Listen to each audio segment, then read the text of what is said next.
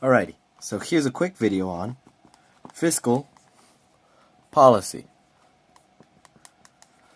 So, what is fiscal policy? Well, it's the government's response.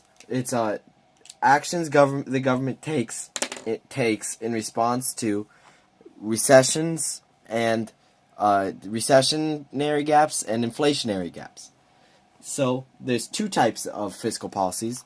Discretionary. One is discretionary, and the other is, wait for it, you're never going to believe what this one is called. It's called non-discretionary. So, the main difference between these two are that discretionary is a direct response by the government, to a recession or inflation. Non-discretionary are indirect responses that the government put in place. So here's a quick explanation of both. Discretionary fiscal policies have to do with two things: spending and taxes. Now, how can the government use government spending, and government taxes to fight recessionary and inflationary gaps? Well, if we're looking at a recession, let's just say for this instance, first we're looking at a recession. How can the government fight this?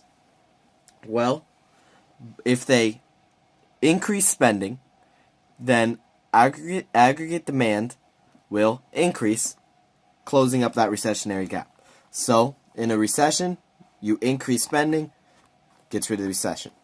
With taxes, decrease taxes, people spend more, aggregate demand shifts to the right, gets rid of your recession.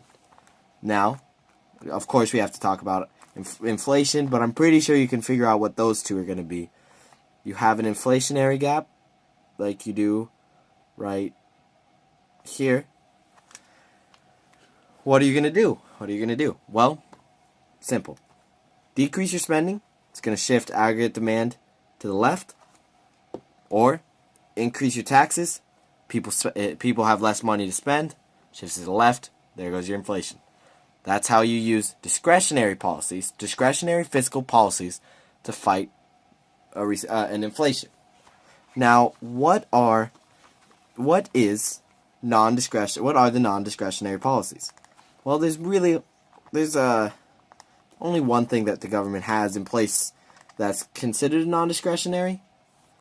They are automatic stabilizers. Automatic stabilizers are put into effect in order to combat anything that might happen to the